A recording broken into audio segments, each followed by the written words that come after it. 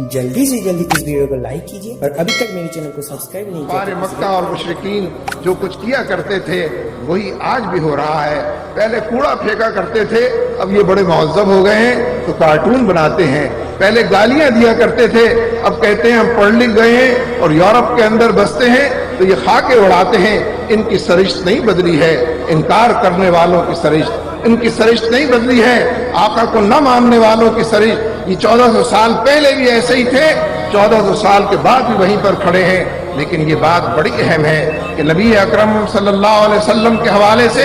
हमें इस बात को खुद भी समझना चाहिए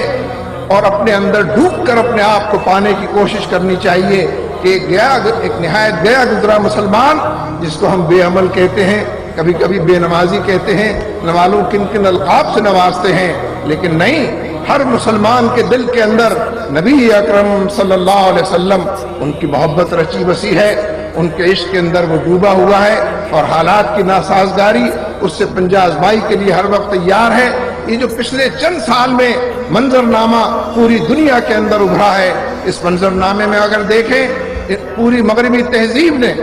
तहजीबों के तसादुम की अगर मैं बात करूं, क्लैश ऑफ सिविलाइजेशंस की, मगरिब की इस तहजीब ने पहले इन्वेजन के जरिए मुसलमानों पर जगह जगह चढ़ाई की, फिर ऑक्यूपेशन के जरिए जगह जगह लोगों पर कब्जा जमाया और डेरे वहां पर डाले, फिर डिसेक्रेशन ऑफ होली बुक्स के जरिए मुसलमानों की किताबों और उनके अम्बिया की तौहीन करनी, नबी की तौहीन करना शुरू की, और फिर उसके अलावा ह्यूमिलेशन इन्होंने की है जगह जगह, जेलों के अंदर भी और मुख्तलिफ मकामात पर भी, कुरान पाक के हवाले से भी, और मुसलमानों की तज़लील करके उनको जगह जगह मुख्तलिफ हालात में घेर करके ये चाहने की कोशिश की गई कि मुसलमान खुद अपनी निगाहों के अंदर गिर गए। ये यकीन उन्हें हासिल था कि मुसलमानों के हुक्मरान उनकी मुट्ठी के अंदर बंद हैं, उनके जेब की घड़ी बने हुए हैं, उनके हाथ की छड़ी बने हुए हैं, उनके घड़े की मछली बने हुए हैं, उनको जो भी डिक्टेशन दी जाएगी उसकी वो तामील और पाबंदी करेंगे। मुसलमानों के मजमूई मोराल को गिराया जाए,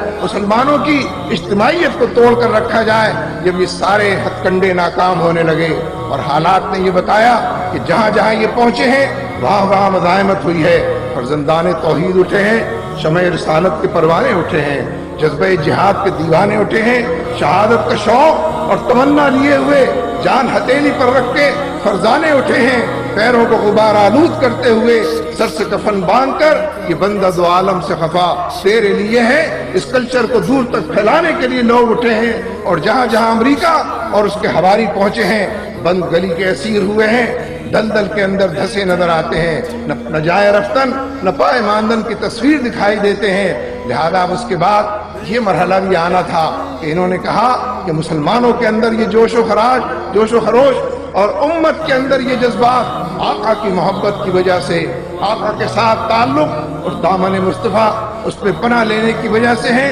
लिहाजा कैरिकेचर्स बनाओ, चारों तरफ खाके उड़ाओ, एक जगह से दूसरी जगह सैकड़ों मुल्कों और अखबारात के अंदर उनको छापो और बनाओ। इनके हुक्मरान भी हमारे साथ होंगे, ये सड़कों पर निकलेंगे, वो लाठियों से नवा देंगे, वो जेल इनसे भर देंगे, वो एहतजाज भी नहीं करने देंगे। लेकिन एक बार फिर लोगों तक ये बात पहुंची कि पूरी दुनिया के अंदर उम्मत मुस्लिमा ने बेदारी का सबूत दिया है, आका के साथ वाबस्तगी का सबूत दिया है। और क्यों ना दें, इसलिए कि